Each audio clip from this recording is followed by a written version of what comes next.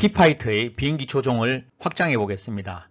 이번에는 회전을 포함시키겠습니다. 현재 주 비행체의 키보드 조정에 보완할 점이 있습니다. 좌우 움직임에 날개를 일부 회전하면 좀 더 실감나게 만들 수 있습니다.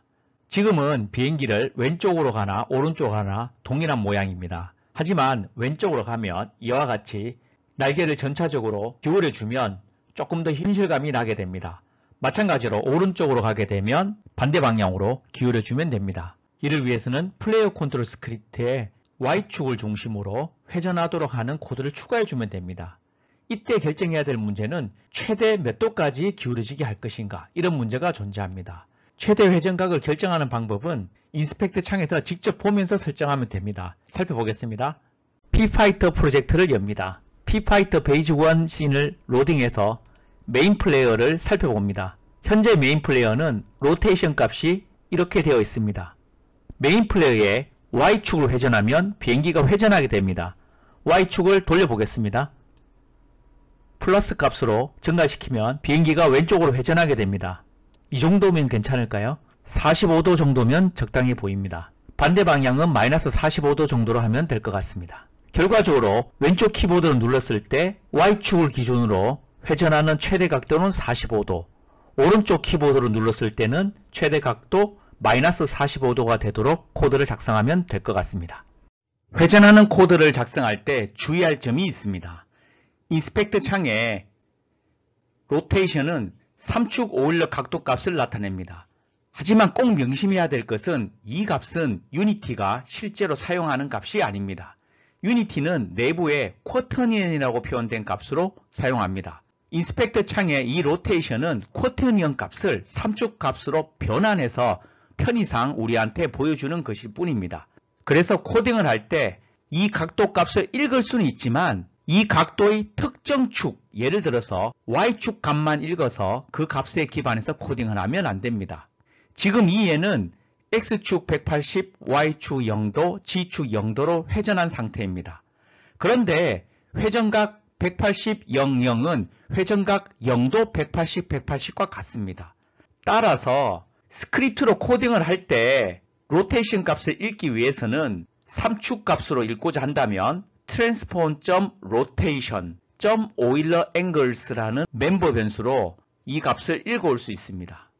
문제는 이 읽은 값이 현재 인스펙트 창에 보이는 이 값 그대로 180, 00이 될 수도 있고 0, 180, 180이 될 수도 있다는 겁니다. 만일 코딩에서 transform.rotation.oilerAngles.y라고 해서 이 특정 Y축 값만 읽어서 마이너스 45도에서 45도 사이의 값이 되도록 코딩하면 안 된다는 이야기입니다.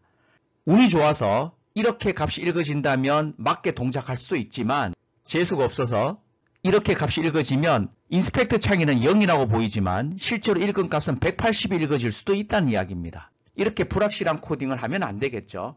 그래서 오일러 각을 이용해서 코딩을 하겠다면 별도의 변수 A라고 만약에 이름 짓는다면 이 변수 A를 현재 추적하는 각, 예를 들어서 Y축이라면 Y축의 값의 변화량을 저장하도록 코딩을 해야 됩니다. 그래서 각을 변화시킨다면 이 값을 읽어서 하는 것이 아니라 이 변수로부터 직접 오일러 각을 생성을 해서 오일러 값을 생성하는 방법은 quaternion.oiler하고 각도를 적어주면 되죠.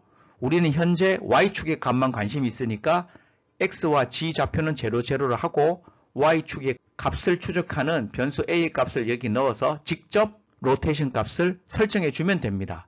뒤에서 구체적으로 다시 한번 살펴보겠습니다. 인스펙트 창에 보이는 오일러 앵글 값을 사용할 때 특정 축을 직접 이용하면 안 되는 예를 실습을 통해서 보여드리겠습니다.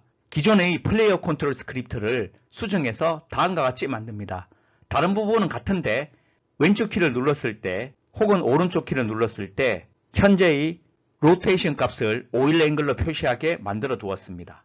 왼쪽 키를 눌렀을 때는 앞에다가 L 콜론을 찍게 만들고 오른쪽 키를 눌렀을 때는 R 콜론을 찍도록 수정하였습니다.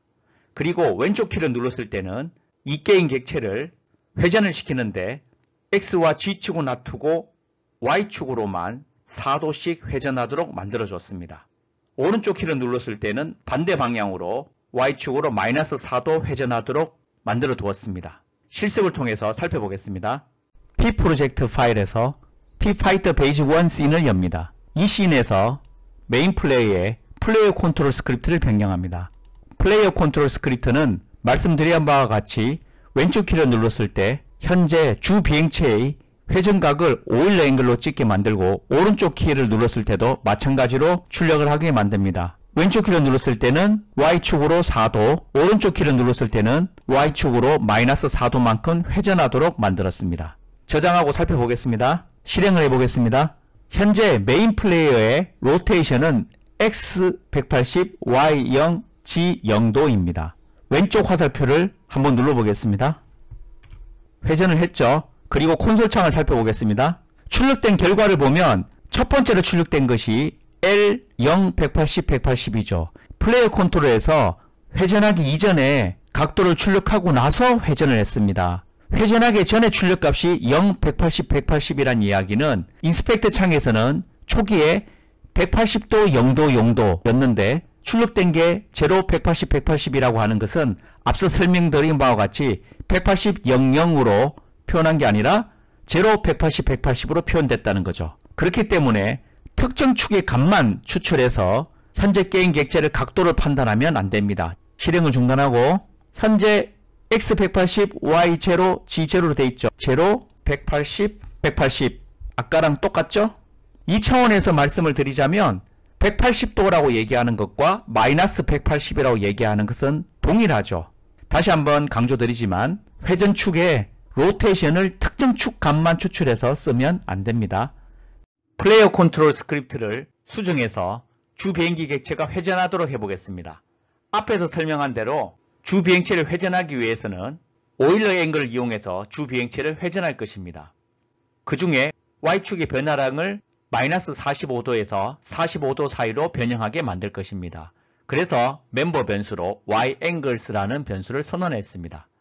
추가적으로 로테이션 속도를 제어하기 위한 멤버 변수로 로테이션 스피드도 새롭게 도입하였습니다. 프레임당 5도 회전하도록 일단 설정을 해 두었습니다. 2단계로는 왼쪽 화살표나 오른쪽 화살표를 눌렀을 때 주 비행기 객체를 회전시키는 것입니다. 현재 Y축 값은 Yangles가 담고 있습니다. 이 Yangles가 45도 미만이면 이 각도를 로테이션 스피드만큼 증가시킵니다. 왼쪽 화살표를 누르면 처음에는 0도였다가 5도, 10도, 15도 이렇게 증가되게 되겠죠. 그리고 이 증가된 값을 기반으로 두 번째 단계에 해당되는 오일러 앵글로 각도를 새롭게 생성합니다. 생성하는 방법은 쿼터니어 점 오일러 다음에 X축 180도, Y축은 현재 변화된 Y축 값 그리고 G축 0도를 이용하여 쿼터니어 값을 생성합니다. 그리고 이 값을 직접 트랜스포전 로테이션에 집어넣습니다. 마찬가지로 오른쪽 키를 눌렀을 때도 동일한 방식인데 오른쪽일 때는 Y축 각도가 마이너스 45도보다 큰 동안 계속 증가시키면 되겠죠. 오른쪽 키를 누를 때마다 로테이션 스피드만큼 앵글을 감소시키고 이 각도를 기반으로 쿼터니언 값을 생성한 다음에 직접 로테이션에 넣어주면 됩니다. 실습을 통해서 살펴보겠습니다. 메인 플레이어의 플레이어 컨트롤 스크립트를 수정합니다. 플레이어 컨트롤은 회전 각도를 위한 로테이션 스피드 변수를 새롭게 도입하고 회전이 되는 Y축 값을 저장하기 위해서 Yangles를 말씀드린 바와 같이 선언을 해둡니다. 그리고 변화된 곳은 왼쪽 화살표를 눌렀을 때는 이 Yangles가 45도 미만이면 로테이션 스피드만큼 각도를 증가시키고 이 Y 각도를 기반으로 쿼터니언 값을 생성합니다. 그리고 이 값을 로테이션에다 집어넣습니다. 이 부분이 새롭게 변화된 부분입니다. 오른쪽 화살표일 때도 Yangles가 마이너스 45도보다 크면 로테이션 스피드만큼 각도를 감소시키고 쿼터니언 값을 생성한 다음에 트랜스폼 로테이션에다가 넣어주면 됩니다. 이 부분이 추가된 부분입니다. 저장을 하고 살펴보겠습니다. 실행을 합니다. 왼쪽 화살표를 눌러보겠습니다. 회전하는 게 보이죠? 근데 속도가 너무 느리죠? 메인 플레이의 속도를 20으로 바꿔두겠습니다. 오른쪽 화살표를 눌러보겠습니다. 왼쪽 화살표를 눌러보겠습니다. 왼쪽 오른쪽으로 가는데 왼쪽 오른쪽으로 움직일 때마다 비행기가 회전하는 게 보이시죠? 주 비행체를 회전시키면 전혀 없던 문제가 발생하게 됩니다. 주 비행체를 회전된 상태에서 미사일을 발사하게 되면 미사일 발사 각도가 틀어질 수 있습니다. 그 이유는 메인 플레이어에서 미사일을 발사할 때 사용하는 게임 오브젝트는 포스 오브젝트, 포스 오브젝트 1, 2입니다. 녹색으로 표현된 이 게임 객체인데요.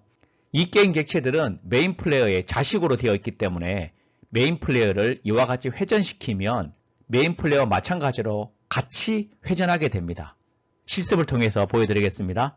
메인 플레이어에서 미사일을 발사하는 위치는 포스 오브젝트, 포스 오브젝트 1, 포스 오브젝트 2입니다. 현재 포스 오브젝트는 이 라인을 기반으로 발사가 되게 됩니다. 문제는 메인 플레이어를 회전시키게 되면 이와 같이 발사 위치가 함께 회전되는 효과가 나타나 버립니다. 이 부분들이 틀어지기 때문에 미사일도 이쪽 방향으로 정렬이 되어 이렇게 발사가 되게 됩니다. 이렇게 되면 미사일 발사도 틀어진 각도에서 이루어지게 됩니다. 실행을 해보겠습니다. 언뜻 보기에 문제가 없어 보이지만 틀어진 각도로 발사가 되기 때문에 문제가 발생할 수 있습니다. 메인 플레이어를 포함한 비행체들의 G좌표는 제로값으로 설정이 됩니다. 그런데 발사된 미사일의 G좌표는 제로에서 한참 멀어지게 될 수 있습니다. 그러면 미사일이 충돌하지 않는 문제가 발생할 수 있습니다. 방금 쏜 미사일의 G좌표를 보면 마이너스 17로 되어 있죠. 이 미사일은 화면상에서 적 비행기를 부딪히는 것처럼 보여도 G좌표가 마이너스 17이기 때문에 G좌표가 0이 있는 비행기 객체와 부딪히지 않게 됩니다. 그래서 발사 위치들이 비행기 회전과 무관하게 될 수 있도록 해주어야 됩니다. 주 비행체 회전 문제를 해결하기 위해서는 2단계를 수행하면 됩니다. 우선 첫 단계로 주 비행체인 메인 플레이어 프리팹을 수정합니다. 메인 플레이어 프리팹은 메인 플레이어 비행기 객체와 포스 오브젝트 게임 객체들이 부모 자식 관계를 형성하고 있기 때문에 회전했을 때 문제가 발생합니다. 그래서 메인 플레이어와 포스 오브젝트들이 부모 자식 관계가 되지 않도록 만들어주면 됩니다. 이를 위해서 새로운 빈 게임 객체 메인 플레이어 루트를 하나 만들고 메인 플레이어를 이 자식으로 넣습니다. 그리고 포스 오브젝트들은 메인 플레이어의 형제로 만들어서 종속 관계가 존재하지 않도록 만들어줍니다. 포스 오브젝트들을 묶어주기 위해서 부모로 빈 게임 객체를 하나 만들고 그 이름을 스폰 리스트라고 만들어주겠습니다. 두 번째로 플레이어 컨트롤 스크립트를 수정합니다.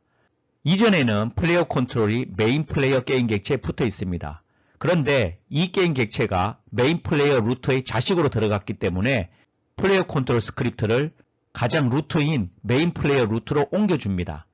그리고 플레이어 컨트롤에서 게임 객체 전체를 회전시키는 게 아니라 메인 플레이어 게임 객체만 회전을 시켜줍니다. 그러면 스폰 리스트는 영향을 받지 않게 됩니다. 그래서 비행기 게임 객체의 메인 플레이어가 회전한다 하더라도 미사일 발사하는 스폰 오브젝트들은 영향을 전혀 받지 않게 됩니다. 플레이어 컨트롤 스크립트의 수정된 부분을 살펴보겠습니다. 기존 플레이어 컨트롤에서 메인 플레이어 비행기 객체를 회전하기 위해서 새로운 멤버 변수인 플레인 오브젝트란 것을 선언해 줍니다. 이 플레인 오브젝트는 메인 플레이어 게임 오브젝트를 가리키도록 만들어 줍니다. 그리고 화살표 왼쪽이나 오른쪽을 눌렀을 때 transform.rotation에다가 변화된 값을 넣는 게 아니라 플레인 오브젝트의 transform rotation에다가 변화시켜 주면 됩니다. 그 이유는 플레이어 컨트롤이 메인 플레이어 루트에 붙어 있기 때문에 이 게임 객체를 회전하는 게 아니라 메인 플레이어 게임 객체만 회전시켜야 되기 때문입니다. 실습을 통해서 살펴보겠습니다. 메인 플레이어 프리팹을 수정해 보겠습니다. 빈 게임 객체를 하나 만듭니다. 이름을 메인 플레이어 루트로 바꿉니다. 메인 플레이어를 이 게임 객체의 자식으로 넣습니다. 메인 플레이 포지션 값을 000로 설정해 둡니다. 이 게임 객체를 프리팹에다 넣습니다. 새로 생성된 메인 플레이어 루트로 들어갑니다. 메인 플레이어를 살펴보면 포스 오브젝트 1, 2가 있습니다. 이것을 메인 플레이어의 형제 노드에다가 넣어줍니다. 이를 위해서 메인 플레이어 루트에 빈 게임 객체를 하나 만듭니다. 이 게임 객체 이름을 스폰 리스트라고 만듭니다. 스폰 리스트에 포스 오브젝트 1, 2를 넣어주고자 합니다. 드래그 앤 드랍으로 이렇게 넣어주면 안된다고 나옵니다. 예전에는 개천창에서 이렇게 변화한 다음에 새롭게 게임 객체를 넣을 수 있었는데 지금은 이미 만들어진 프리팹에서 수정하는 것이 안됩니다. 그래서 포스 오브젝트 1, 2 해당되는 것을 스폰 리스트에 다시 만들어줍니다. 스폰 리스트에서 빈 게임 객체를 하나 만듭니다. 이름을 포스 오브젝트. 이 게임 객체를 컨트롤 D를 2번 눌러서 2개를 복사를 합니다. 이 포스 오브젝트의 트랜스폼 값을 스폰 리스트 밑의 포스 오브젝트로 옮깁니다. 이를 위해서 기존 포스 오브젝트의 트랜스폼 컴포넌트 값을 복사합니다. 그런 다음에 스폰 리스트 밑의 포스 오브젝트에 페이스트로 갖다 붙입니다. 포스 오브젝트 1도 마찬가지로 카피 앤 페이스트를 합니다. 포스 오브젝트 2도 카피 앤 페이스트를 해서 두 값을 동일하게 맞춰줍니다.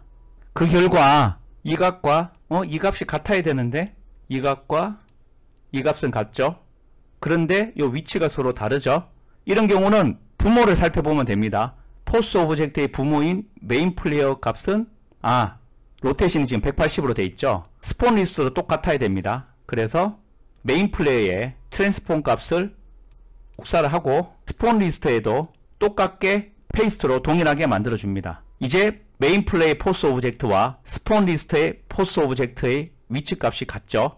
포스 오브젝트 1도 확인해 봅니다. 이 지점, 스폰 리스트도 이 지점, 포스 오브젝트 2, 스폰 리스트의 포스 오브젝트 2 위치가 동일한 것을 확인했죠. 그리고 나서 메인 플레이의 포스 오브젝트 1, 포스 오브젝트 2는 삭제를 합니다. 지우고 다음은 메인 플레이어에 있는 플레이어 컨트롤 스크립트를 메인 플레이어 루트로 옮깁니다. 플레이 컨트롤 스크립트를 복사를 하고 메인 플레이 루트에 paste as new로 복사를 합니다. 복사가 됐으니까 메인 플레이어의 플레이 컨트롤은 삭제를 합니다.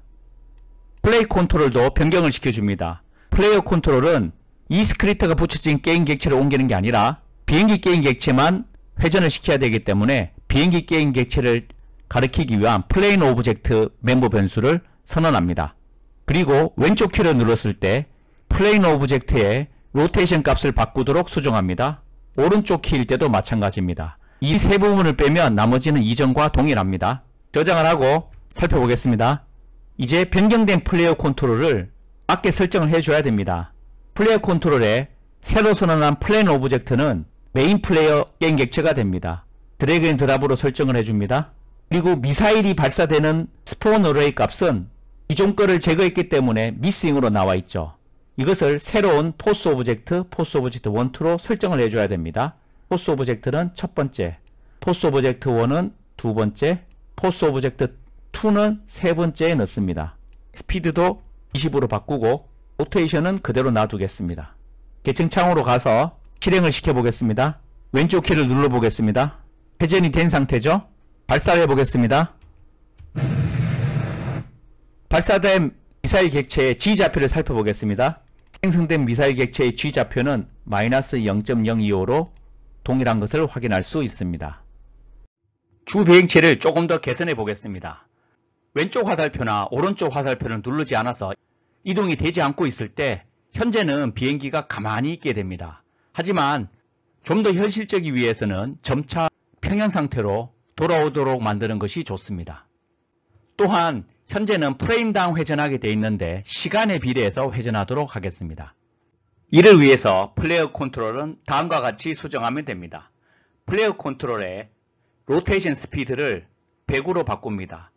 이전에는 프레임당 회전 각도였기 때문에 5로 했었는데 1초에 100도씩 움직이도록 하기 위해서 수치를 조정합니다. 그리고 회전할 때 로테이션 스피드를 더해주는 것이 아니라 로테이션 스피드 곱하기 타임 닷 델타 타임을 곱한 값을 적용해 줍니다.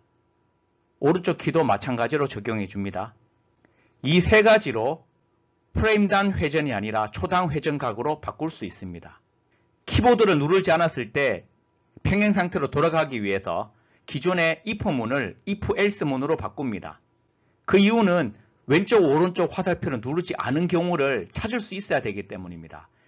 먼저 왼쪽 화살표 키를 누른지를 찾고 그게 아니면 오른쪽 화살표를 누른지를 찾아보고 그게 아니면 else 문에서 왼쪽과 오른쪽 둘 다 누르지 않은 상태죠. 그러면 이 빨간 박스에 쳐져 있는 부분을 추가적으로 코드를 삽입해 줍니다. 이 부분은 현재의 각이 0보다 크면 즉 플러스 각도로 있다는 뜻이죠. 그러면 로테이션 스피드에 따라서 마이너스 각도로 빼줍니다. 그런데 계속 빼주다 보면 0 이하의 값이 나올 수도 있죠. 그래서 빼주고 나서 결과값이 0 이하가 되면 0도까지로 설정해 주는 것입니다. 마찬가지로 위에는 현재 플러스 각일 때라면 밑에 있는 이 else if 절은 마이너스 각도일 때 0도를 향해서 각도를 플러스 해주는 부분입니다. 방식은 위와 동일합니다. 실습을 통해서 살펴보겠습니다. 플레이어 컨트롤을 다시 살펴봅니다. 플레이어 컨트롤에 로테이션 스피드를 100으로 수정하였습니다. 초당 회전각이기 때문에 1초당 100도만큼 움직이게 만들었습니다. 로테이션 스피드를 타임닷 델타 타임 곱한 값을 적용시키고 오른쪽 키를 눌렀을 때도 마찬가지입니다. 그리고 if 문으로 되어 있던 것을 if, else if, else 이렇게 바꾸어 줍니다. 이 else 젤에 도달했다는 뜻은 왼쪽 키보드도 아니고 오른쪽 키보드도 아닌 것이죠. 그래서 이 부분을 추가해 주게 됩니다. 왼쪽 키를 누르게 되면 Y 앵글이 증가한 상태죠. 그러한 상태라면 이 if 젤에서 true가 되게 되고 그러면 회전각을 0도 쪽으로 돌도록 값을 계속 빼주면 됩니다. 오른쪽 키를 누르면 마이너스 값이 나오게 되는데 이 경우는 이 else 젤에서 다시 0도 쪽으로 가도록 만들어주면 됩니다. 저장을 하고 살펴보겠습니다. 로테이션 스피드를 100으로 해주고요. 실행해 보겠습니다. 왼쪽 키보드를 눌러보겠습니다. 그리고 떼보겠습니다. 돌아오는 게 보이시죠? 오른쪽 키를 눌렀다가 떼면 다시 돌아오게 됩니다. 왼쪽, 오른쪽. 훨씬 더 움직임이 자연스러운 걸 알 수 있습니다. 이 씬을 피파이터 베이지 1에 저장해 놓겠습니다.